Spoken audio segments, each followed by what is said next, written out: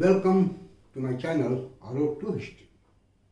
आज के वीडियो में हम पुष्यभूति डायनेस्टी और हर्षवर्धन के बारे में बात करेंगे कि किस तरह से गुप्ता साम्राज्य के बाद हर्षवर्धन एक नॉर्दर्न इंडिया में एक सुसंगठित एम्पायर खड़ा करने में सफल हुआ।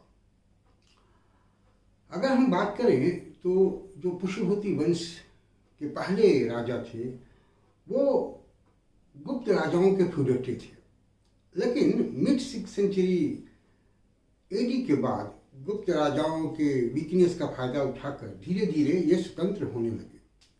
जो पहले 3 प्रमुख राजा थे जो गुप्त राजाओं के फ्यूडेटरी थे वो मुख्य रूप से नरवर्मन, राजवर्मन और आदित्यवर्मन थे, जो 585 एडी तक एक फ्यूडेटरी के रूप में शासन किए।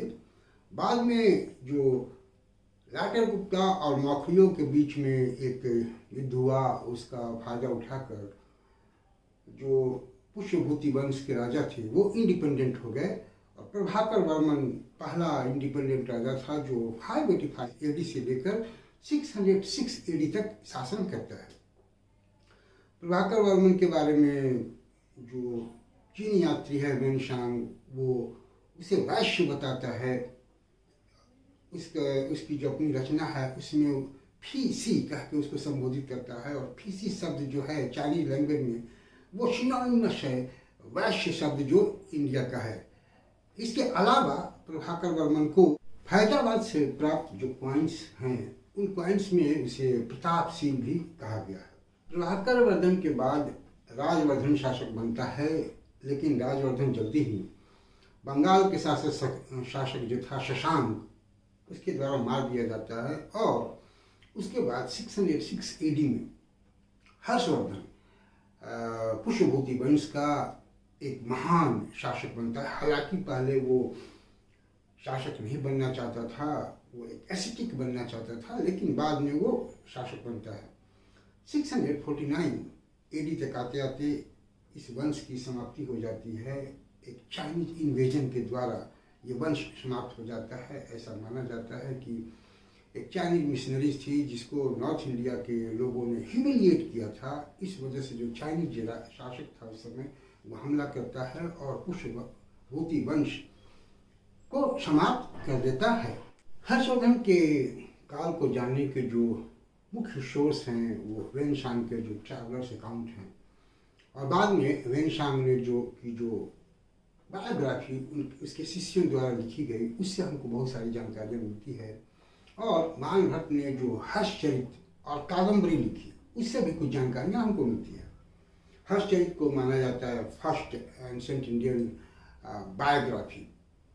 हालांकि हर्षचरित जो है हर्षवर्धन के बारे में एज अ किंग उतना कुछ इन्फॉर्मेशन नहीं देता है, और कादम्बरी भी जो है उसमें पॉलिटिकल इन्फॉर्मेशन कम मिलते हैं, बल्कि सोशियो और इकोनॉमिक इन्फॉर्मेशन से हमको ज़्यादा प्राप्त होते हैं।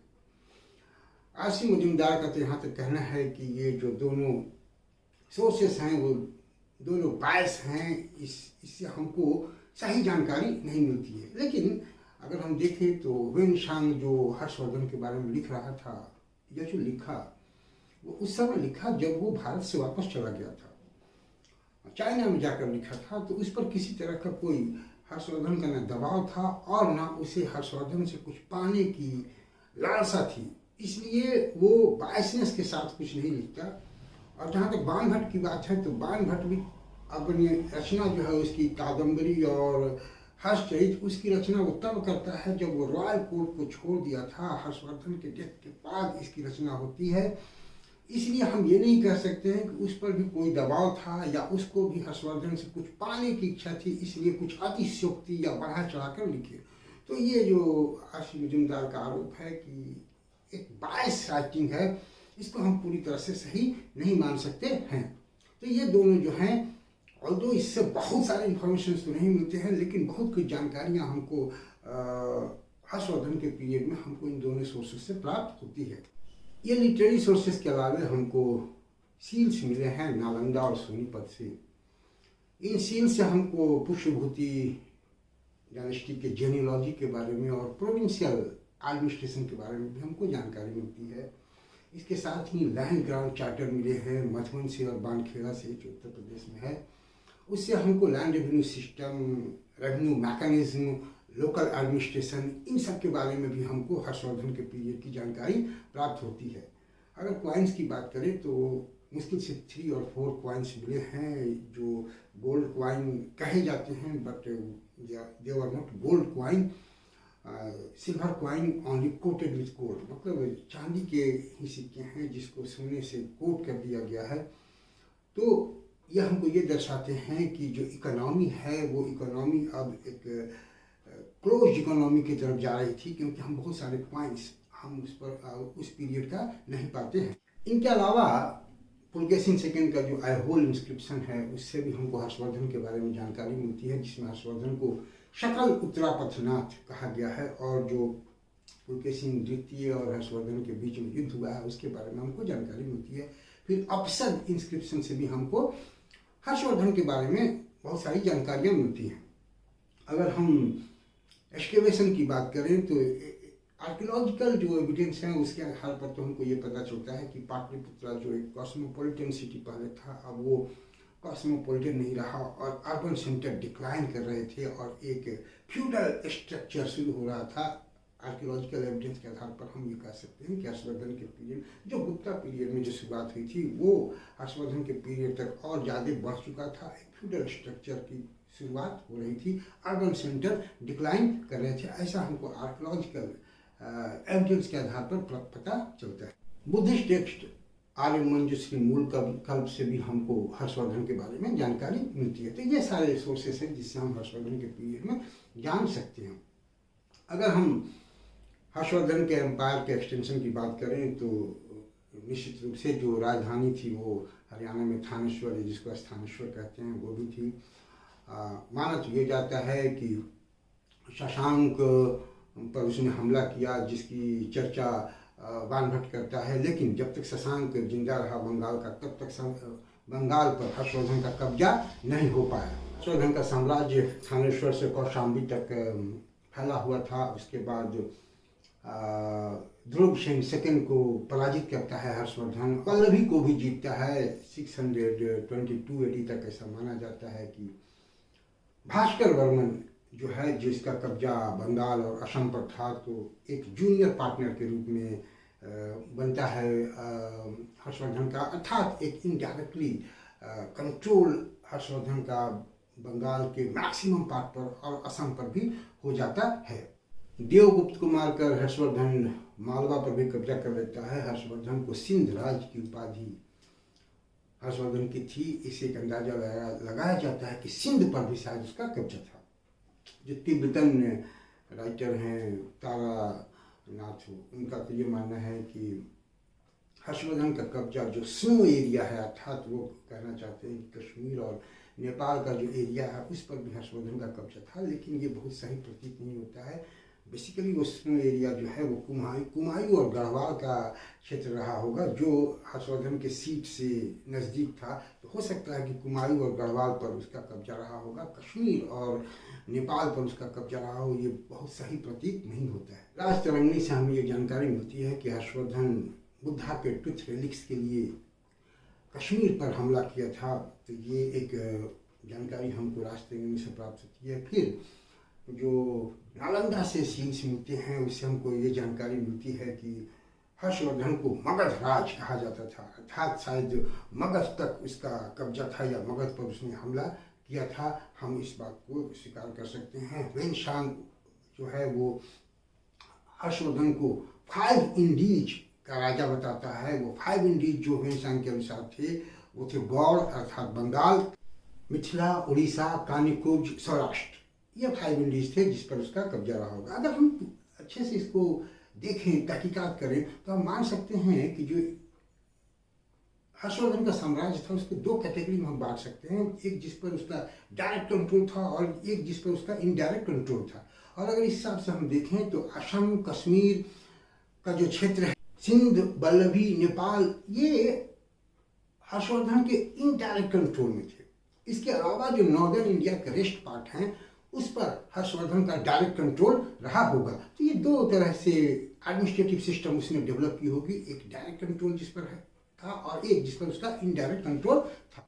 अगर हम हर्षवर्धन के पीरियड के एडमिनिस्ट्रेशन की बात करें तो Harsha period was the climax of the administrative system of the Gupta period. It means it was by and large feudatory. जो एक फ्यूडलिज्म का सिस्टम डेवलप होना शुरू हुआ था गुप्ता पीरियड में, वो हर्षवर्धन के पीरियड तक जाकर एक क्लाइमेक्स पर जाता है।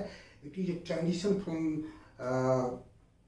नॉन फ्यूडल टू फ्यूडल, एक सेंट्रलाइज जो एडमिनिस्ट्रेशन मौर्य पीरियड में हम देखते हैं, जो एक डिसेंट्रलाइजेशन की तरफ गुप्ता पीरियड में जाता है और एक फ्यूडलिज्म का स्ट्रक्चर डेवलप होता है, वो धीरे धीरे हर्षवर्धन के पीरियड में और भी बढ़ जाता है। फ्यूडल लॉर्ड बड़े इंपॉर्टेंट हो जाते हैं। हर्षवर्धन का जो काल है वो एक antiquity to the medieval India का काल हम इसको कह सकते हैं। मतलब कि अब फ्यूडल लॉर्ड जो है वो धीरे धीरे हर चीज़ को कंट्रोल करना शुरू कर दिए थे।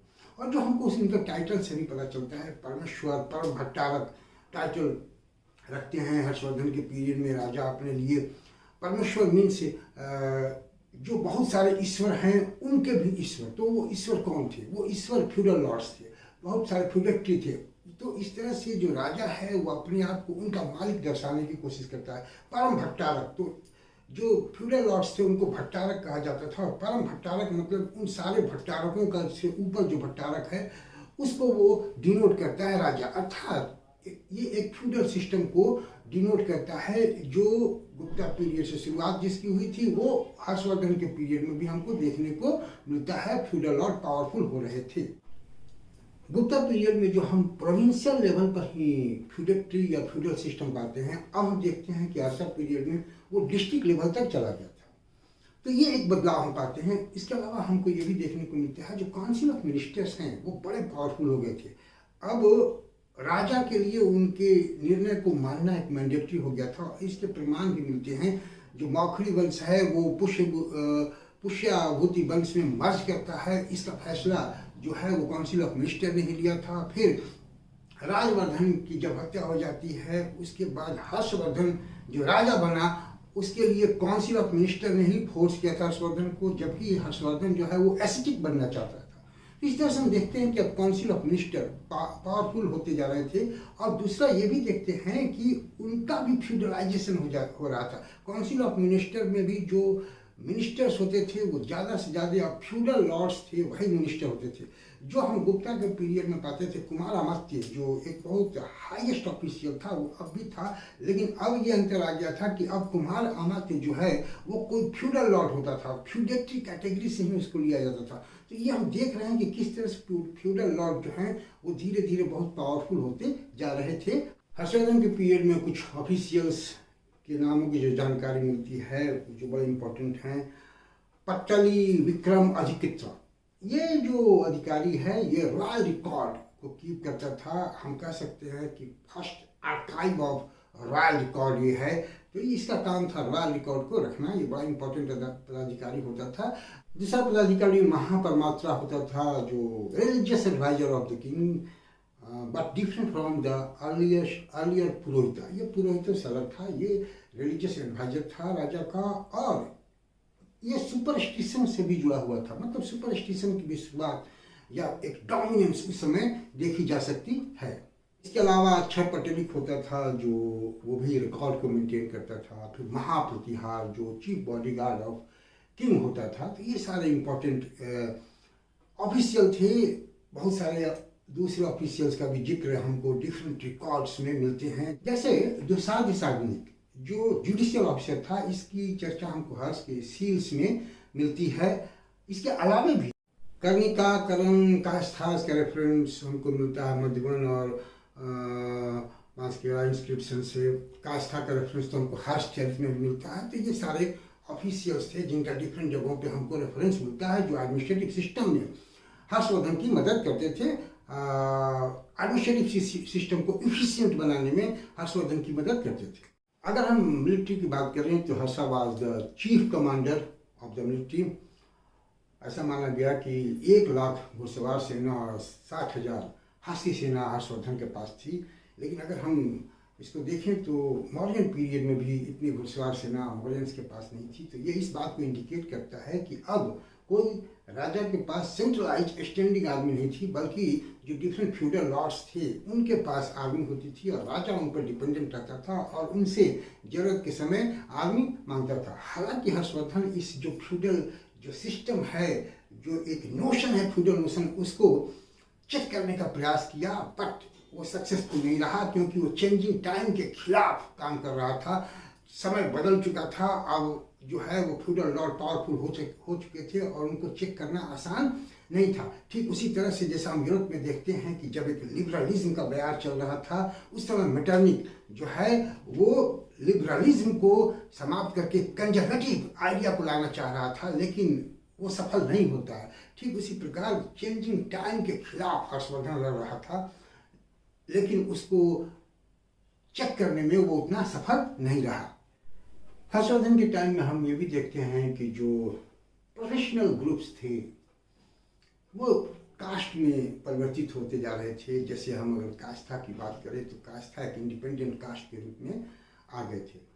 अगर इकोनॉमी की बात करें तो लेटर गुप्ता पीरियड से ही हम देखते हैं, अर्जुन चालुक्य के पीरियड में, कि हमको क्वाइंस की कमी होती है। हर्षवर्धन के पीरियड में भी इतने क्वाइंस हमको नहीं मिलते हैं। It indicates the complete control of feudal system on the economy, और ये ट्रेड और अर्बन सेंटर के डिक्लाइन को भी दर्शाता है और एक क्लोज्ड इकोनॉमी की तरफ इशारा करता है। तो हम पाते हैं कि जो लेटर गुप्ता के पीरियड से जो एक इकोनॉमी क्लोज्ड इकोनॉमी की तरफ जा रही थी, अर्बनाइजेशन का डिक्लाइन हो रहा था, वही चीज़ हम हर्षवर्धन के पीरियड में भी पाते हैं कि अर्बन सेंटर्स डिक्लाइन कर रहे थे, ट्रेड डिक्लाइन कर रहे थे और क्वाइंस हमको प्राप्त नहीं होते हैं।